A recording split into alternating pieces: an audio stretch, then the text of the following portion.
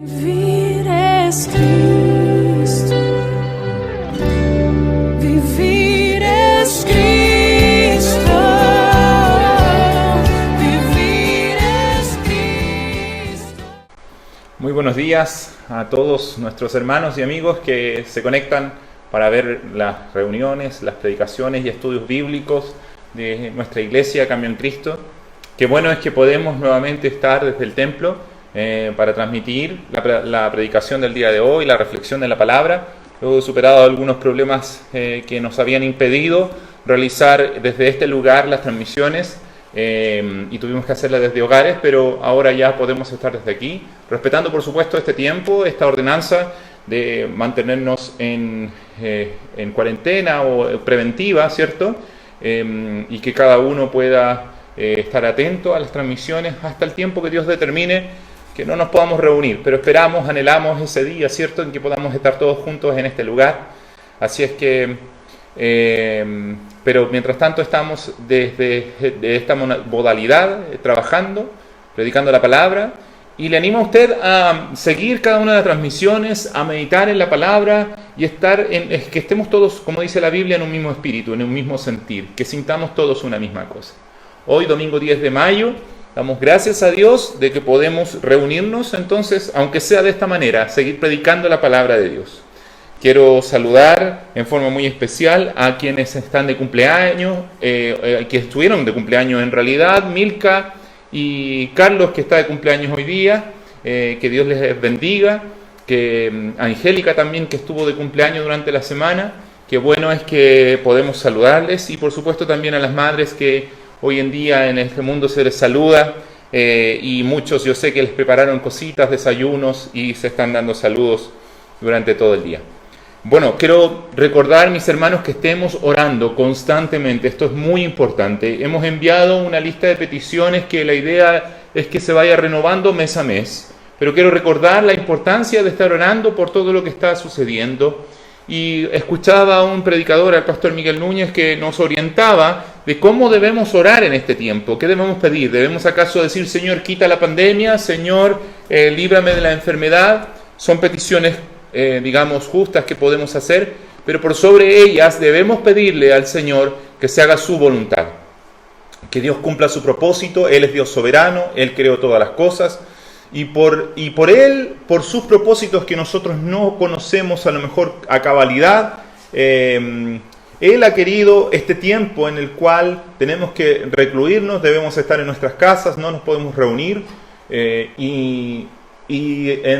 entonces nuestra oración debe estar enfocada en pedirle al Señor que se cumpla su voluntad, que venga a nosotros tu reino y se haga su voluntad, así como Jesús nos enseñó. Estar orando por nuestras autoridades, recuérdelo, para que Dios le dé sabiduría. La Biblia también nos ordena orar por nuestras autoridades, para que vivamos quieta y reposadamente, en toda piedad y honestidad. Que así sea. No dejemos de orar por estas dos cosas. No dejemos de orar también, hermano, yo le pido que ore por estas transmisiones, que ore por el trabajo que estamos haciendo en este lugar, por cada preparación, por cada predicación que se realiza, y que podamos ser fieles, en primer lugar, ser fiel a la palabra de Dios, predicarla de manera correcta, como dice también Pablo a Timoteo, que podamos ser obreros aprobados, que usan bien la palabra de verdad y que no tienen de qué avergonzarse. Ore por nosotros, ore por Pablo, ore por mí, ore por cada uno de los que de alguna forma tenemos una responsabilidad en esta iglesia. Y le pido también porque la transmisión del mensaje llegue a corazones que estén dispuestos a escuchar la palabra de Dios. Ore por aquellos que están oyendo esta predicación, que van a oír los mensajes que se han realizado, que se van a meter a Facebook, que se van a meter a YouTube y van a encontrar nuestro canal y van a empezar a ver los videos. Ore por esas personas para que encuentren en nuestros videos la palabra de Dios, y al escuchar la palabra de Dios sus corazones sean conmovidos y sus corazones sean atraídos hacia Jesucristo nuestro Señor. Así es que, y orar por supuesto, porque Dios nos libre de las enfermedades. Ore por la salud física de cada uno de nosotros, la salud espiritual de todos los miembros de la iglesia, y ore así también por el sustento económico de toda la iglesia. Se están haciendo ayudas en cuanto a alimentos no perecibles. Están entregando el día de ayer, se hicieron algunas recolecciones y se hacen reparticiones según las necesidades de los hermanos, porque esto lo vemos en la iglesia del primer siglo, lo vemos en la Biblia, y nosotros queremos seguir el ejemplo de nuestros hermanos, obedecer a la palabra de Dios en todo, y esto es un mandamiento de nuestro Señor. Que cada uno de nosotros pueda dar como propuso en su corazón, no con tristeza ni por necesidad, sino con alegría, con gozo, porque Dios ama al dador alegre. Entonces, recordar que siempre estemos pensando también en el necesitado. No solamente pensemos en nosotros, no solo pensemos en qué nos falta en la despensa, sino también pensemos en nuestros hermanos, apartemos algo para aquellos que puedan tener necesidad. Bueno, mis hermanos, quiero pedirle que ahí donde está, oremos por todo esto que estoy diciendo. Oremos porque se haga la voluntad de Dios sobre la tierra, que se cumpla el propósito por el cual vino esta pandemia, pero el propósito divino, no el propósito de los hombres, no el propósito de las tinieblas, sino el propósito del Señor. Y que mucha gente crea y confiese a Jesucristo como su Señor, que su iglesia sea purificada, sea limpiada, y que podamos adorarle como nuestro único Rey, como nuestro único Señor. Que se haga la voluntad de Dios en nuestro país, aquí en Illapel, que la gente crea en el nombre de Jesucristo. Así que le invito ahí donde está a inclinar su rostro, sea que nos esté viendo ahora en vivo o que nos está viendo diferido. Le pido que también se una a nuestra oración. Dios conoce los corazones y Él sabe lo que está en nuestro corazón. Él sabe lo que está en nuestros pensamientos. Entonces le invito a orar. Padre, te alabamos y te adoramos porque tú eres creador de todas las cosas. Tú eres soberano sobre el cielo y sobre la tierra. Tú formaste nuestras vidas, tú formaste al hombre, tú formaste todo lo que hay. Tu nombre es grande sobre toda la tierra. Tú eres dueño de todas las cosas. Los mares y la tierra se sujetan a tu voz. Y nosotros, Señor, te rendimos alabanza y adoración. Y pedimos que se haga tu voluntad aquí en la tierra como es hecha en los cielos. Padre nuestro, tú que estás en los cielos, tu nombre sea santificado, sea honrado, sea alabado en esta tierra. Tu nombre sea glorificado aquí en medio nuestro. Venga a nosotros tu reino y se haga tu voluntad aquí en la tierra como es hecha en los cielos. Que en medio de esta pandemia, en medio de esta dificultad de reunirnos, en medio de esta forma nueva de predicar tu palabra, se haga tu voluntad. Tú te glorifiques, lleves esta palabra, Señor, a corazones sedientos, a corazones que están cansados, contritos, que están agobiados, y escuchen tu palabra y escuchen tu voz, y tú les des el descanso que anhelas y que anhelan ellos también, Señor. Te ruego, Dios, porque nos libres de enfermedades. En tu misericordia, si es posible, líbranos, Señor, de todo contagio. Y si alguno de nuestros hermanos llegara a contagiarse, dale la gracia, dale la fuerza, dale el vigor, Señor, para mantener su fe en ti, creyendo en que tú tienes propósitos en todas las cosas, porque a los que aman a Dios, todas las cosas le ayudan a bien. Sosténnos también en nuestra economía. Danos el pan de cada día, Señor, conforme a tus promesas y conforme a tu misericordia, Señor. Acuérdate de nosotros. Perdona nuestras deudas, nuestros pecados, Señor, así como nosotros perdonamos también a los que nos han ofendido. Y glorifícate en esta iglesia, en esta congregación, llevando tu palabra, que tu palabra corra, Señor, y llegue a los corazones. Bendice a Pablo en la exposición de la palabra que dará hoy, pidiéndote que tu gracia esté sobre él, que tu gracia esté en sus labios y que tu Espíritu Santo sea guiándole en la interpretación y en la predicación de tu palabra y sea guiándonos a nosotros en la comprensión del mensaje. Te lo pedimos en el nombre de Jesús. Amén. Antes de entrar al consejo de la palabra, quiero pedirle que busque el Salmo 29, ahí donde está en su casa. Tenemos la costumbre de leer un salmo domingo a domingo. Y bueno, los salmos son parte de la liturgia, han sido parte de la liturgia por siglos, de la reunión cristiana, de la liturgia cristiana, el leer los salmos, el cantar los salmos. Nosotros habitualmente cantamos, alabamos, tocamos instrumentos. En esta ocasión no lo estamos haciendo, pero no significa que dejamos de alabar a Dios. No cantar no significa que no seguimos alabando, le seguimos adorando. Y lo hacemos de otra manera, con nuestras palabras, con nuestra devoción, con nuestra adoración y también a través de los salmos. Así que tome su Biblia, Salmo 29, Salmo de David. Dice así la palabra del Señor: Tributad a Jehová, oh hijos de los poderosos, dad a Jehová la gloria y el poder, dad a Jehová la gloria debida a su nombre. Adorad en la hermosura de la santidad, Voz de Jehová sobre las aguas, truena el Dios de gloria, Jehová sobre las muchas aguas. Voz de Jehová con potencia, voz de Jehová con gloria. Voz de Jehová que quebranta los cedros, quebrantó Jehová los cedros del Líbano, los hizo saltar como becerro, al Líbano y al Sirión como hijos de búfalos. Voz de Jehová que derrama llamas de fuego, voz de Jehová que hace temblar el desierto, hace temblar Jehová el desierto de Cades. Voz de Jehová que desgaja las encinas y desnuda los bosques.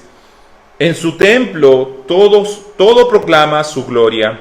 Jehová preside en el diluvio, y se sienta Jehová como rey para siempre. Jehová dará poder a su pueblo, Jehová bendecirá a su pueblo con paz. Este salmo glorifica al Dios de la creación, al Rey de Reyes, a aquel que es dueño de todas las cosas, haciendo memoria de lo que fue el diluvio, haciendo memoria de aquel juicio que Dios hizo sobre la tierra un día, donde las aguas cubrieron toda la tierra, todo lo habitado, todo el mundo fue cubierto de aguas. Y Dios dice con su voz quebrantó los cedros, quebrantó, por ejemplo, dice los cipreses, las encinas, voz de Jehová que desgaja las encinas. La encina es un árbol de un tronco muy grueso, es un árbol que pareciera inamovible. Sin embargo, el Salmo nos recuerda que Dios movilizó todo, que Dios corrió todas las cosas, que Él cubrió y con voz poderosa, dice, derramó llamas de fuego. Otras traducciones hablan de lanzó relámpagos sobre la tierra, recordándonos aquella catástrofe, aquella tormenta magna que fue el diluvio. Sabiendo que Dios es dueño de toda la tierra, el Salmo comienza diciendo, tributad a Jehová, dad al Señor, dad al Rey de la creación toda la gloria, toda la honra. Él es dueño de la tormenta, mi hermano. Él es Señor de la tormenta. Así como en el diluvio, mucho más hoy, frente a la pandemia. Dios es dueño de toda circunstancia, de toda situación. Él es Señor sobre toda tormenta. Y nosotros como hijos de Dios debemos estar tranquilos, debemos estar calmos, debemos estar en paz. ¿Por qué? Porque el Salmo termina diciendo, Jehová preside en el diluvio. ¿Quién está por sobre todas las cosas? ¿Quién es el que dirige toda tormenta sobre la tierra? Es nuestro Dios. Y se sienta como rey para siempre. Él jamás será movido de su lugar, su reino es eterno. Pero mire qué hermosas las palabras del último versículo. Jehová dará poder a su pueblo, Jehová bendecirá a su pueblo con paz. Qué maravilloso es esto. Saber que los pensamientos de Dios sobre nosotros son pensamientos de paz y no de mal, para darnos el fin que deseamos, como dice Jeremías, ¿cierto? Jeremías capítulo 29 dice, porque yo sé, versículo 11, porque yo sé los pensamientos que tengo acerca de vosotros, dice Jehová, pensamientos de paz y no de mal, para daros el fin que esperáis. Entonces debemos esperar en Dios, debemos confiar que Él es Señor de la tormenta, que Él es dueño de toda la tierra, que Él está por sobre el diluvio, que Él se sienta como rey en medio de esta pandemia. Esta pandemia no es gobernada por el hombre, no es gobernada por un virus, no es gobernada esta pandemia por poderosos, por políticos. Esta pandemia es gobernada por el Rey de la creación, aquel que hizo los cielos y la tierra, Él. Pero su pueblo debe estar confiado, porque a su pueblo dará Él paz. Su pueblo debe confiar en Él, porque Jehová dará poder a su pueblo, Jehová bendecirá a su pueblo con paz. Y esperamos en esa paz, nos fortalecemos en esa paz, así que la palabra de Dios llena el corazón de cada uno de ustedes. Dice la Biblia también que nuestro pensamiento debe perseverar en esto, y Él guardará nuestro corazón en paz. Así que damos gracias al Señor de que podemos compartir su palabra. Dios bendiga a Pablo, y permítame orar una vez más para que Dios bendiga a Pablo Ávila en la predicación de la palabra de Dios. Padre, te alabamos y te bendecimos y te damos muchas gracias porque tenemos tu palabra. En ella, Señor, anclamos nuestra alma. En ella nos afirmamos, Señor, y en ella descansamos. Tus promesas son eternas. No es nuestra habilidad, sino es tu gracia, Señor, lo que nos mantiene vivos, lo que nos mantiene en pie y lo que nos sostendrá por la eternidad. A tu nombre, gloria, Dios eterno. Te alabamos y te adoramos. Bendice a Pablo, dale de tu gracia, no en la capacidad como hombre, sino en tu capacidad, de la capacidad de tu Espíritu, Señor, para que tu palabra fluya en sus labios y tu gracia, Señor, sea derramada sobre todos nosotros los que escuchamos. En el nombre de Jesús. Amén. Muy buenos días, hermanos que están siguiendo esta transmisión en vivo, y también muy buenos días para cada uno de los que la verá un poco después cuando la editemos y la podamos subir a la otra plataforma que estamos usando, que es YouTube. Quiero primero también saludar a las madres, saludar a quienes estuvieron de cumpleaños esta semana. Sabemos que Dios permite que su vida siga avanzando, y a las madres que han tenido la oportunidad de serlo. Es gracias a Dios, no olvide que es gracias a Dios que tenemos todas las cosas. Bien, creo que lo que vamos a hacer hoy día va a ser algo tal vez un poco diferente a lo que hemos hecho en otras semanas, porque principalmente vamos a hacer un resumen de este largo capítulo que es 1 Corintios 15. ¿Por qué creo que es necesario hacerlo? Porque creo que es una doctrina fundamental, no lo digo yo, lo dicen las Escrituras. Los apóstoles seguían predicando el Evangelio en base a la evidencia de que Cristo había resucitado. Y no podemos nosotros tener vacíos o faltas de conocimiento en una doctrina tan fundamental, tan necesaria, tan importante, que traduce el poder de Dios en Cristo. Por tanto, vamos a hacer un resumen y vamos a analizar los últimos 4 versículos un poquito más en extenso, que son el cierre, el broche de oro para esta información. Porque necesitamos seguridad, necesitamos más que nunca analizar profundamente estas verdades. Y fíjese que coincidentemente con haber empezado a estudiar este capítulo, no sé si recordará, semanas atrás, comenzaba la pandemia acá en Chile del coronavirus o del COVID-19 como enfermedad. Realmente esta unión de cosas llevó a presentar este capítulo con mucho más énfasis, porque es un capítulo que nos habla de una promesa importante, de la promesa más importante que nos hace la Biblia sobre una vida eterna, de poder resucitar con Cristo y estar con Él. Y creo que lo que el coronavirus ha mostrado ciertamente es el tema de la muerte. Muchas veces evitamos hablar de ello. Son muy pocas las ocasiones donde nos sentamos en una mesa a hablar o pensar acerca de la fragilidad que tenemos como seres humanos. Esto es lo que nos ha mostrado esta enfermedad, cuán frágiles, cuán poco fuertes somos, porque a pesar del avance tecnológico, a pesar de tener medios científicos cada vez más avanzados, entonces seguimos temiéndole a la muerte. Y no es solamente un temor, yo diría que es un terror en algunos casos. Además que los medios de comunicación han hecho lo suyo para evidenciar listas diarias de números de muertos. Tenemos el caso de Ecuador, que era horroroso mostrar a personas que caían muertas en la calle y no tenían posibilidad de ser sepultadas. Incluso podemos decir que hasta la fecha, tengo un registro del 9 de mayo, que fue ayer, 275.160 personas en el mundo han perdido la vida en los últimos meses por resultado de la infección por el coronavirus. Y es cierto que podemos morir ya sea de una enfermedad y de otras cosas, pero el punto no es eso, sino que tenemos que saber qué es la muerte y qué viene después de la muerte.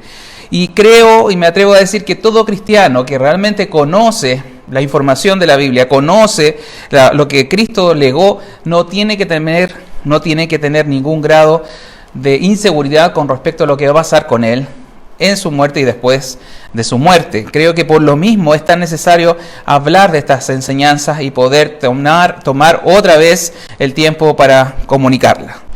Por eso es que vamos a hacer este resumen y vamos a orar para que Dios nos guíe, aunque ya hemos orado varias veces. Señor, nos tiene que seguir ayudando para poder comprender mejor este tema.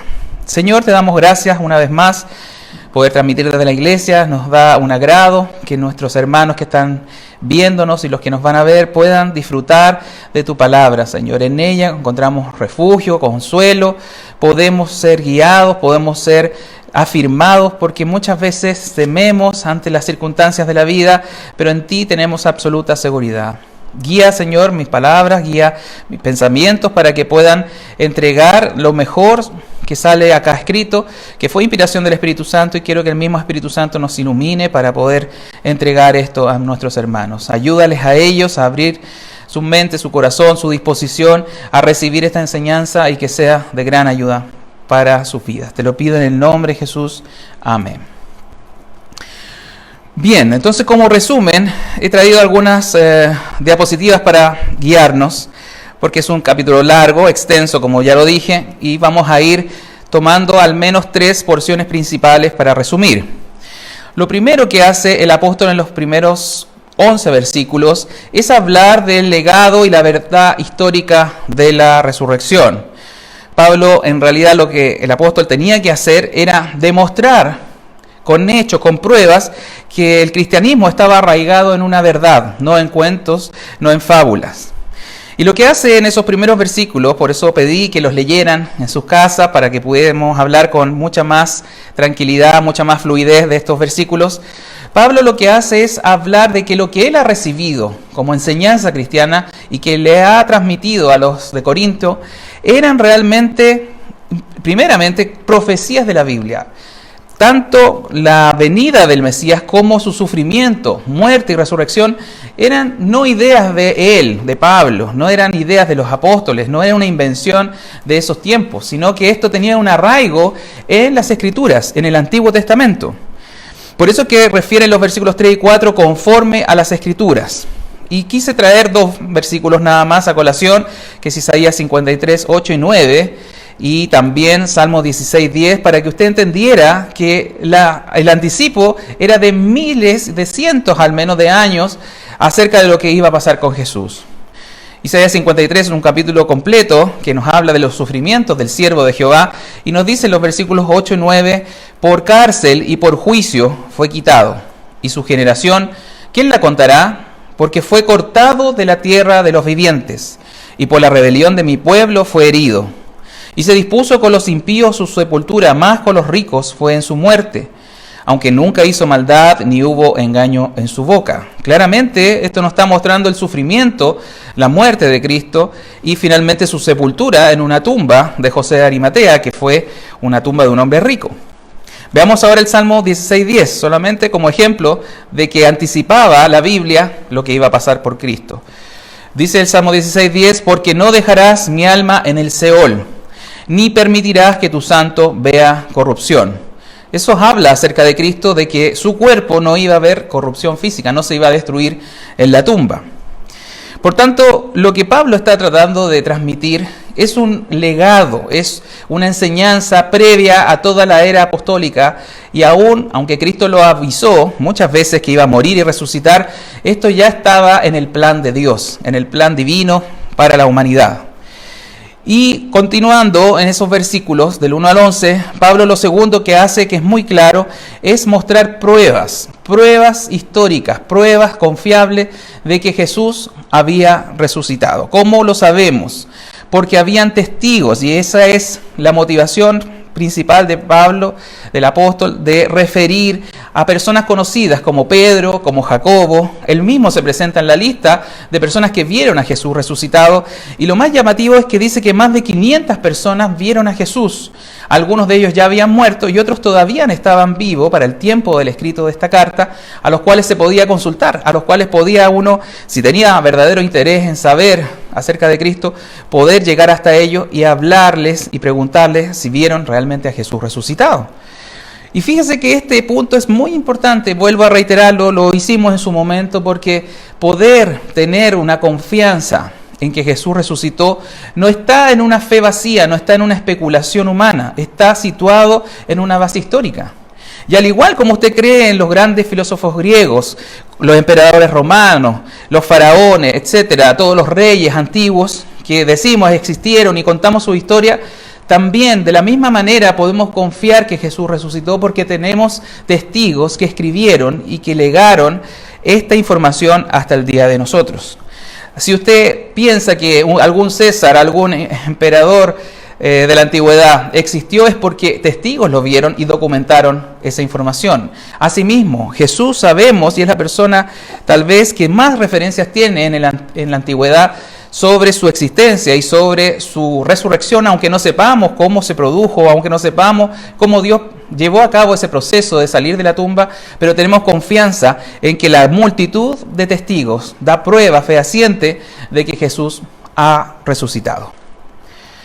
Segundo aspecto que nos revela este largo capítulo está desde los versículos 12 al 34. El apóstol Pablo lo que va a continuar haciendo ahora es hablando de la implicancia de la resurrección. ¿Qué conlleva el que yo crea o que no crea el que Jesús ha resucitado? ¿Qué significa eso? ¿Creer o no creer?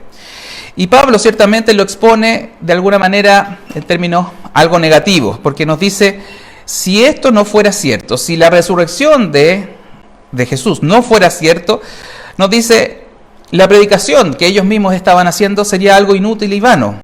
Eso nos aparece en el versículo 14. Diría también que los grandes riesgos que él pasó cuando dice que batallé contra fieras en Éfeso, que fue su vida peligrada con él y sus compañeros, entonces habrían sido un absoluto absurdo predicar de algo que era una mentira. Lo dicen los versículos 31 y 32.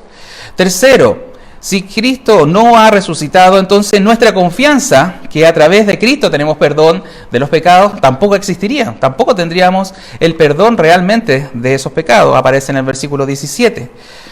Si Cristo no ha resucitado, también los muertos no tienen ninguna esperanza de resucitar, porque si Cristo no resucitó, entonces los muertos no resucitan. Pero el versículo 18 nos dice claramente que sí, van a resucitar.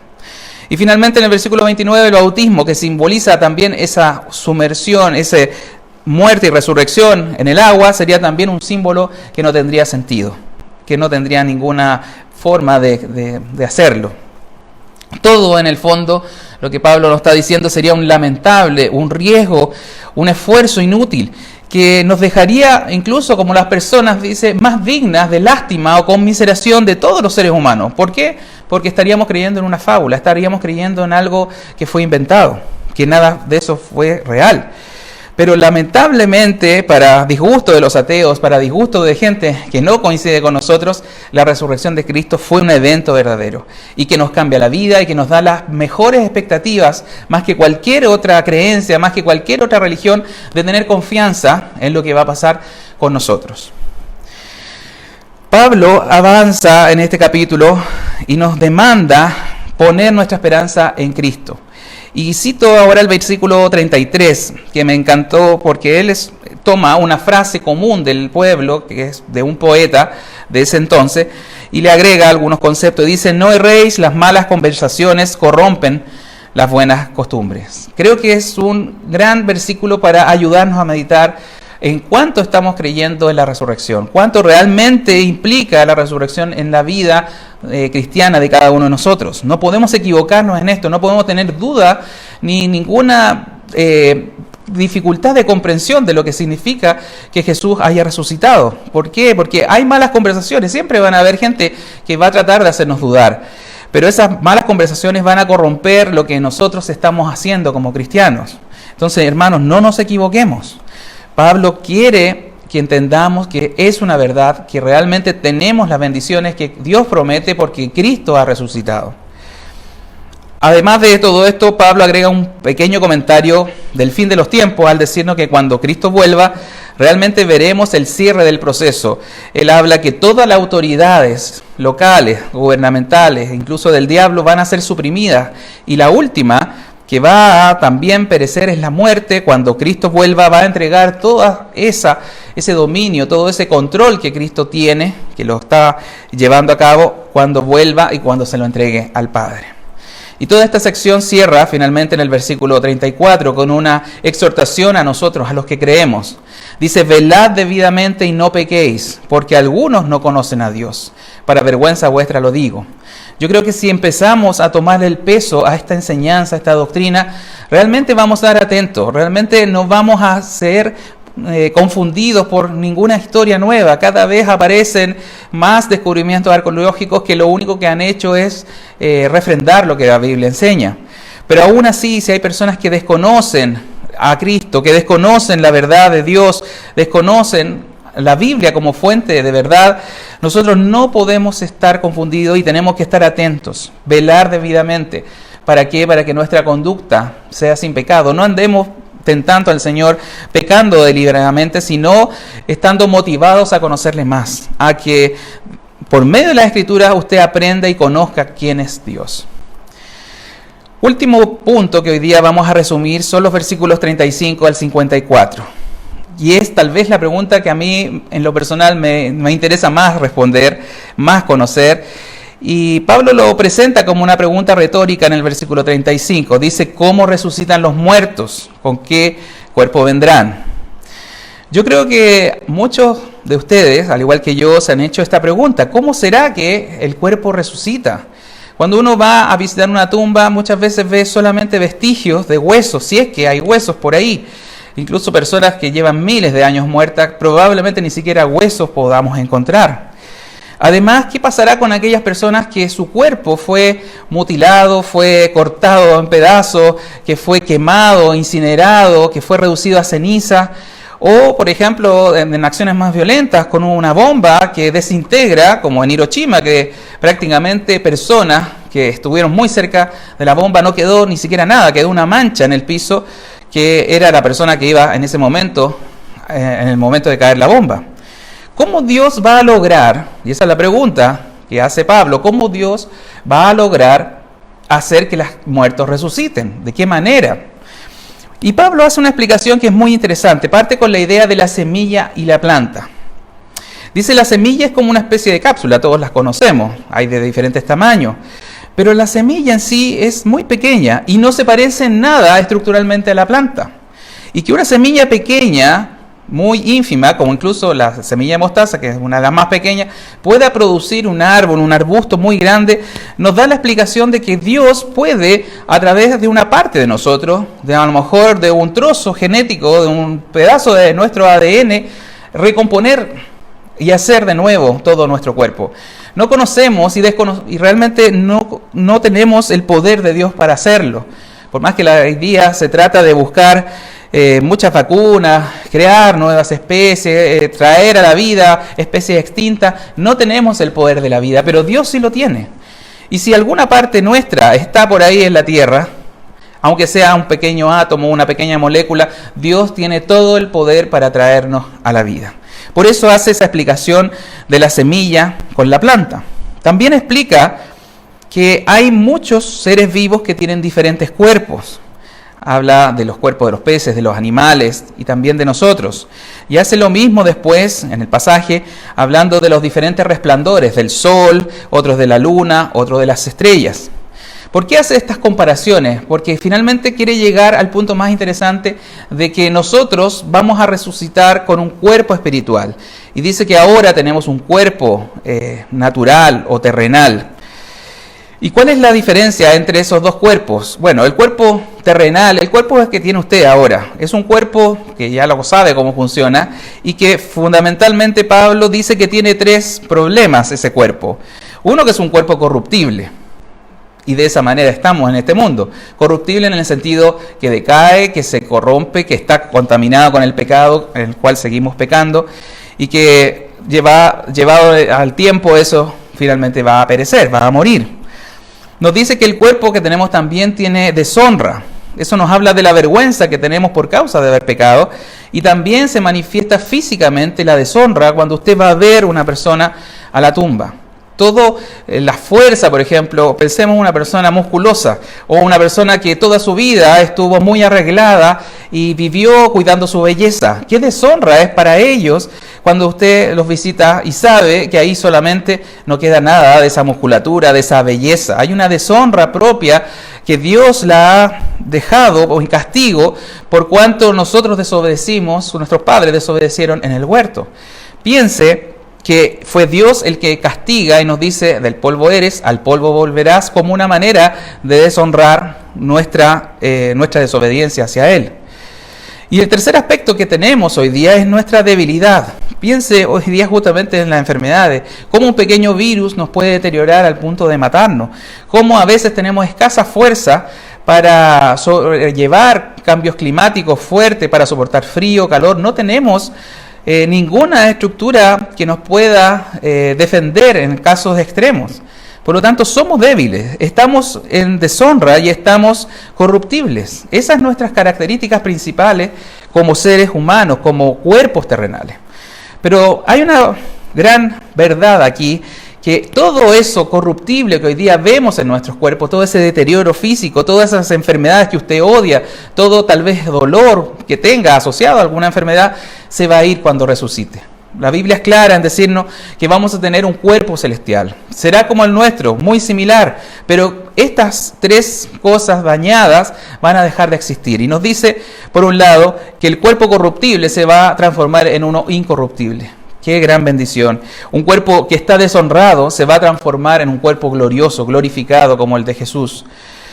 Y un cuerpo débil que hoy día entraña muchas veces salud física y no querer sufrir de dolor, ya va a ser un cuerpo en poder, que no va a poder enfermarse, que no va a poder volver al pecado. Todas esas características piense que nos está prometiendo la resurrección de Cristo. Él fue primicia, Él fue el primero. Y los apóstoles que comieron con Él después de resucitado lo vieron en gloria. Vieron a este hombre que a veces aparecía en medio de una reunión con las puertas y ventanas cerradas. Su cuerpo podía desafiar leyes naturales porque tenía el poder que nosotros tendremos cuando también cumplamos ese proceso. Si nosotros anhelamos eso, nosotros deseamos eso, entonces tengo que unirme a Cristo. Eso es lo que nos enseña específicamente en ese segmento. Cuando nos dice que hemos recibido el cuerpo de Adán, hemos recibido todo el legado que Adán nos deja, que es malo, que es corruptible, que es deshonroso y que es débil, pero vamos a traer, y ya estamos trayendo, si usted cree en Cristo, estamos trayendo la imagen de este cuerpo celestial. Estamos cada vez acercándonos más a Cristo. Y ese es el desafío. Le digo a usted que es un cristiano, no deje de crecer en el Evangelio, no deje de creer estas verdades bíblicas. Deje a veces las niñerías y toda suerte de dudas y temores para crecer confiadamente y acercarse cada vez más a Cristo, de traer esa imagen del hombre celestial. Tiene que cambiar sus pensamientos, tiene que cambiar sus actitudes, tiene que acercarse al estándar que es Jesús, para que finalmente cuando se resucite, todas estas deficiencias que tenemos, toda esta debilidad, todas estas enfermedades, todo este deseo pecaminoso que todavía luchamos contra él, va a ser convertido en gloria, en poder y en incorrupción. Por eso esta sección termina Pablo parafraseando un pasaje del Antiguo Testamento que está en Isaías 25:8. Habla de sorbida la muerte. Y realmente la traducción más simple de eso es que la muerte ha sido tragada en victoria. Piense en un momento cuando Jesús logró salir de la tumba y se demostró a través de todas las visitas que hizo a sus apóstoles, a las personas que lo vieron, Él demostró que la muerte es tragada en victoria. Esa es la definición más clara de sorbida. Ha sido perdida toda fuerza, todo poder, toda capacidad que tenía de intimidarnos la muerte. Por eso vamos a pasar a los últimos 4 versículos, porque esta es la reflexión principal de toda esta información que hemos revisado de este capítulo. Leamos los últimos 4 versículos. 1 Corintios 15, 55 al 58. Dice Pablo y pregunta: ¿dónde está, oh muerte, tu aguijón? ¿Dónde, oh sepulcro, tu victoria? Ya que el aguijón de la muerte es el pecado y el poder del pecado la ley. Mas gracias sean dadas a Dios que nos da la victoria por medio de nuestro Señor Jesucristo. Así que, hermanos míos amados, estad firmes y constantes, creciendo en la obra del Señor siempre, sabiendo que vuestro trabajo en el Señor no es en vano. Una lección personal, antes de analizar esto, que me ha dejado es todo el tema de este capítulo. Como decía al principio, es que hablamos poco de la muerte. No estamos acostumbrados, le hacemos el quite.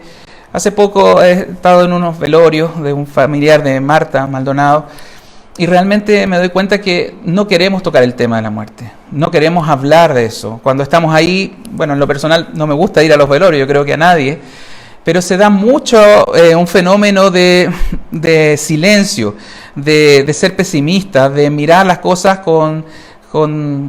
no con altura de mira, sino todo lo contrario, pensando negativamente y mirando a los deudos con dolor, con sufrimiento, ciertamente que lo tienen.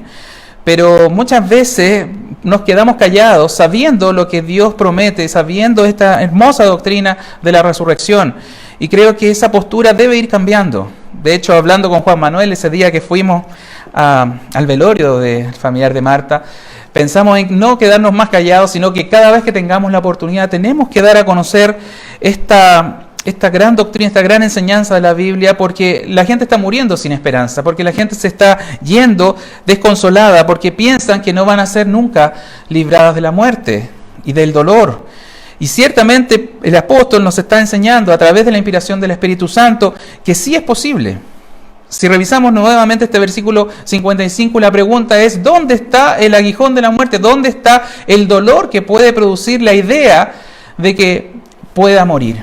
Si hemos creído verdaderamente en el Señor Jesús, no puede haber dolor al momento de morir.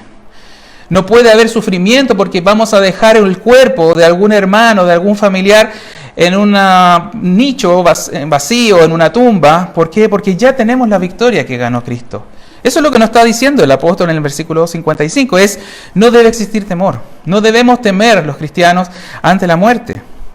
Y ciertamente esta idea del aguijón de la muerte tiene que llevarse a difundir a todo el mundo. Normalmente, no sé si ha escuchado usted, las personas que están sufriendo de cáncer hablan de que están ganándole al cáncer, hablan de que están dando la pelea al cáncer. Y muchas veces aparecen en internet, en las redes sociales con un cartel: le gané al cáncer. Realmente ellos no le han ganado a nada. Lamentablemente tengo que decirlo de esta manera. Ellos lo único que han hecho es ganar un poco de tiempo en esta tierra para finalmente llegar igualmente al momento de morir, sea por el cáncer o no. Esa es la realidad, esa es la verdad, es la dura realidad.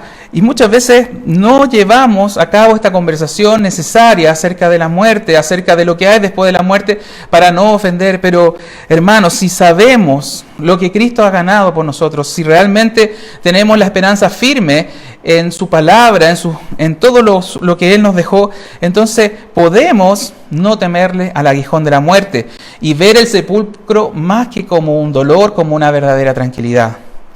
Ahora, para llegar realmente a ese momento, a ese autoconvencimiento de que tenemos victoria y que realmente no tememos a la muerte, bueno, hay un versículo, el siguiente, el 56, que nos tiene que hacer pensar un poco en si realmente el aguijón de la muerte, que es el pecado, ya no existe más en nosotros. Porque ahí hay un punto que el versículo 56 nos advierte.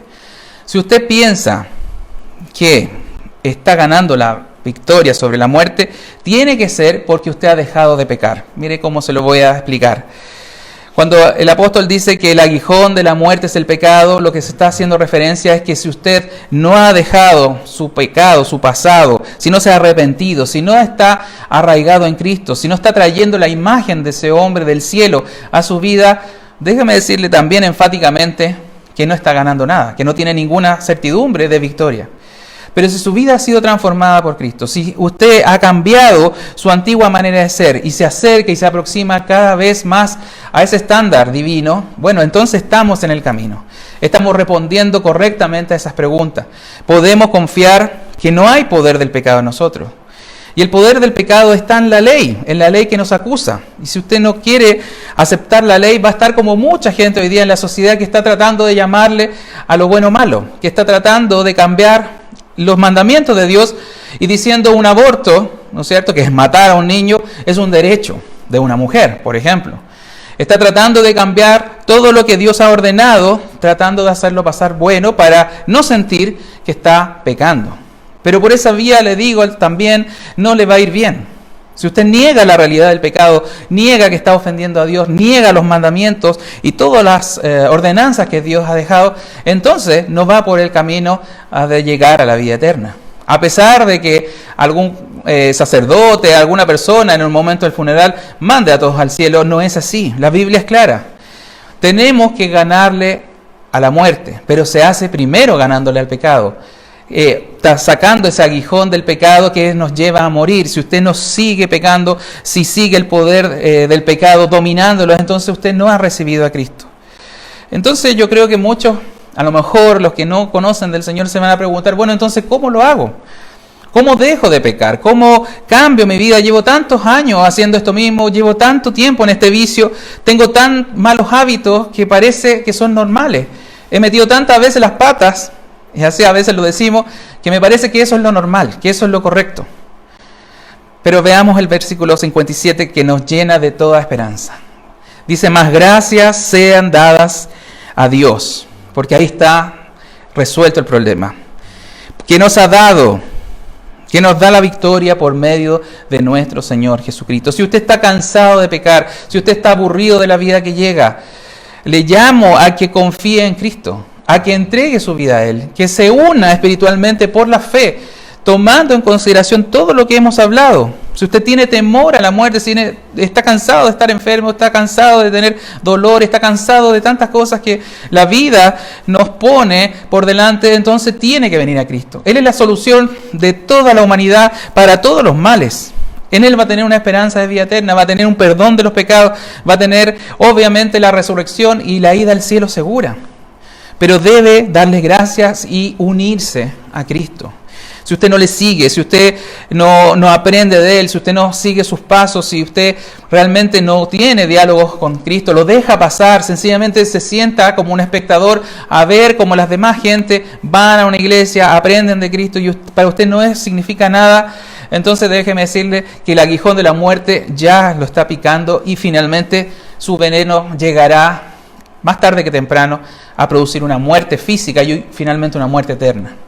Pero si cree en Él, ese aguijón de la muerte ha perdido efectividad porque el pecado ya no tiene parte en su vida. Si usted está cambiando su rumbo, si usted está avanzando en esa dirección, entonces podemos decir que ya tiene victoria sobre la sepultura y sobre la muerte. Finalmente, el último versículo es para todos aquellos que creemos. Y hago una invitación a los que no creen a creer.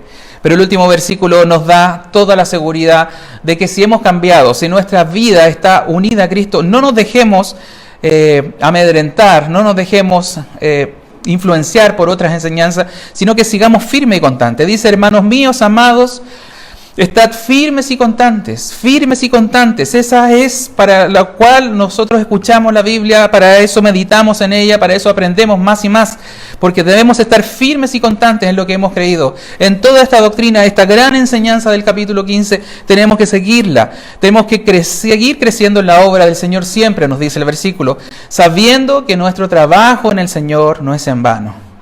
Como decía, tenemos que hablar más de estos temas, tenemos que hablar más de la muerte y de lo que viene después de la muerte.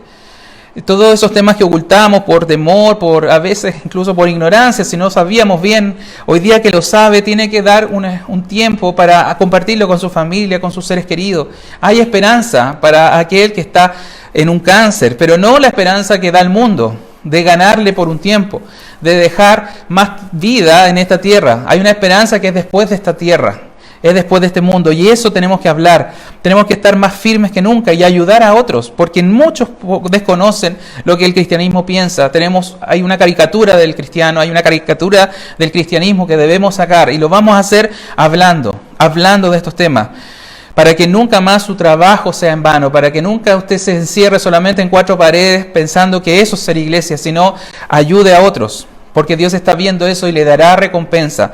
Las recompensas no serán aquí, serán obviamente en el cielo. Así que, hermanos, hemos revisado, creo, de una forma muy sucinta, pero muy profunda, todo este capítulo. Hoy día estamos haciendo el resumen. Si quiere y tiene dudas, puede revisarlo en las predicaciones anteriores. Creo que deja mucha enseñanza. Hay muchas lecciones que tenemos que aprender. Que nunca más este tema de la muerte sea un tema para escondernos, para hundir la cabeza en la tierra y no enseñar. Hay mucha necesidad, hoy día más que nunca, a través de esta pandemia, estamos viendo que el temor de la muerte es grande, que la gente no quiere salir a las calles, principalmente porque no quiere contagiarse, porque piensa en morir. Pero nosotros no vamos a hacer lo contrario, de salir y no protegernos. Hay una necesidad por respeto a la autoridad de hacer lo que ellos nos demandan, pero tenemos una confianza más allá de la infección, más allá de la enfermedad, y la confianza es en el Señor Jesucristo, es en sus promesas, es en la resurrección que Él hizo y que demostró a muchos testigos de su tiempo, y ellos legaron toda esta información para nosotros. Por eso estamos seguros que Jesús vivió, murió, resucitó conforme a las Escrituras, y también tenemos todos los testigos que dan cuenta de ello. No se deje engañar, no hierre en esto, no deje ser confundido por malas conversaciones, sino que decidamos estar firmes y constantes en la fe, firmes y constantes en la obra del Señor siempre, para que ayudemos a otros y para que usted y su vida tenga seguridad ante cualquier circunstancia adversa. Me despido hasta la próxima semana. Dios le bendiga, y que toda mi oración es para que usted sea guardado y sea conservado en esta verdad. Oremos un momento. Señor, estamos muy agradecidos por todo lo que hemos aprendido en este capítulo. Estamos dándote las gracias a ti primeramente porque tú hiciste posible, viniendo desde el cielo, todas estas bendiciones que hoy día derramas a nosotros. Por eso agradecemos al Padre por el Hijo, agradecemos ese sacrificio perfecto, toda su obra, todo lo que Él legó para nosotros está disponible tan solo por creer. Ayuda a aquellos que no te conocen, a aquellos que tienen dudas, a aquellos que te han visto a lo lejos, a que confíen, a que te abracen, a que se arrodillen delante de la cruz y pidan perdón por toda su vida y sigan, Señor, tu senda. Que podamos unirnos espiritualmente y seguir tus pasos, para que tengamos estas bendiciones, para que podamos ser fortalecidos y que tú cambies nuestro interior para volver a ti con todo, Señor, lo que somos. Te lo pido en el nombre de Jesús. Amén. Bien, hermanos, nos estamos viendo el martes 7:30 y el próximo domingo 11:30. Dios les bendiga. Vivir es Cristo.